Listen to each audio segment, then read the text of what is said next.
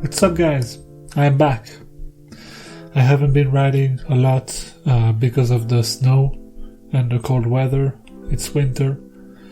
But I'm back, and now today we're talking about neo-retro, modern classics, old style, new tech types of bike for beginners. Now, if you're watching this video, I imagine you just got your license and you want a cool looking bike with not too much power that it would be too hard to handle. Or maybe you're legally limited in power, like I am in my case in France. So all of the following bikes are all eligible for A2 licenses, whether it is stock or whether you have to limit it or make it limited by a garage or a dealership. Also, one quick note is that I suggest you buy second-hand if you can, for your first motorcycle at least, because chances are that you might drop it very soon after you buy it if you're a beginner. Trust me, it happens. The first bike we got in this video is the XSR 700. Of course, if you don't know, this is the bike I own and the bike I chose as my first beginner bike. It is a great choice because it looks cool and it's highly customizable. I, for example, bought a lot of parts and modified it to my liking. It's also great power-wise and handling-wise. It's the same engine as the MT-07, which is the training bike for most motorcycle schools, at least in France. It's not too expensive. Downsides are that the stock tires are pretty bad on the wet conditions, and also they're pretty rare to find on the used market, and they might be hard to sell. Second bike we got in this video is the Ducati Scrambler 800. This bike comes in several different variants. It was actually a contendant in the list of my choices as a first bike. The reason I chose the XSR was because of its price and because I got a good deal on it second hand. The Ducati is more expensive brand new and used. Also, the Ducatis are pretty expensive to maintain, at least more expensive than most Yamaha bikes. But the bike looks great. There is also a large choice of customization parts. I'd say if you have the money to spend, you could go with the Ducati Scrambler. It's a great choice. The only thing I would mention is that it's a pretty small bike and you might be too tall for it, or you might look a bit too tall on the bike. Hey, what's up? Sorry. Also, one other thing I would mention is don't buy the 62 version of it. It's 400cc, if I remember correctly. The lower price is not worth it. It's still around 7,000 euros if I remember correctly, and you get half the cc's and worse suspensions. It's basically not worth it. Plus it will be harder to sell. There are plenty of Ducati Scramblers on the used market, at least in my area in France. More than XSRs, that's for sure, so you might find a better deal easier. The third bike in this list is a Honda. The Honda CBR 650R. Honda is a great brand for beginners. It's not too complicated, it's very user-friendly, if I can say. It's very reliable, engines are great, and costs to maintain it and to buy it are usually pretty affordable. I wouldn't say inexpensive, but pretty affordable. Comparable to Yamaha, for example. This bike differs from the two previous bikes because it has a 4-cylinder engine, while the two previous bikes had 2-cylinder engines.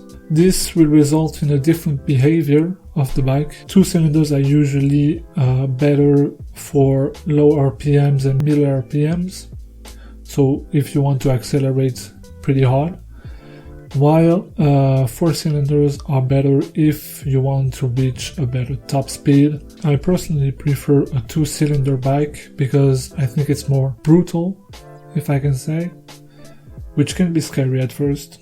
and if you're scared, it will probably be better to go with the 4-cylinder engine. This 650R has less option to be customized than the Scrambler or the XSR.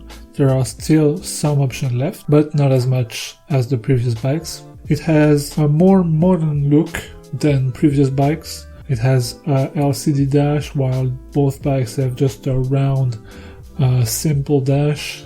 It's just more modern than previous bikes. Also, it's a pretty recent bike. I think it came out in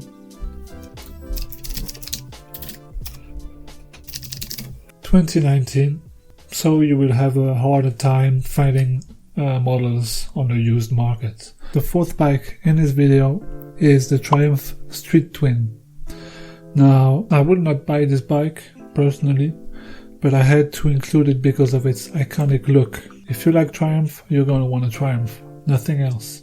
I have to mention that it's expensive to buy and to maintain, and that the handling and engine are quite old. It won't be as nimble and easy to use as the previous bikes. It is highly customizable though, and you can achieve some amazing looks and create perfect beauties with those bikes. There is a ton of Triumph available on the used market, so don't necessarily go for the Street Twin if you want a Triumph, because if your project is to mod it, you're probably going to change quite a lot of parts on the bike, so you might not need a Street Twin specifically, and a perfect condition bike neither.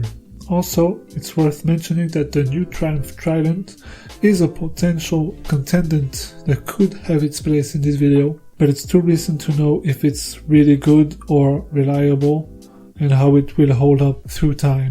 The fifth bike we have in this video is quite unique. It's the Husqvarna 401 Svartpilen or Vitpilen. There are two models. The Svartpilen, which is more like a roadster with mixed tires kind of bike, and the Vitpilen, which is clearly a cafe racer bike. It's the smaller in size, in power, and in price. Stefan actually had one, so Stefan is the guy who used to own an Africa Twin.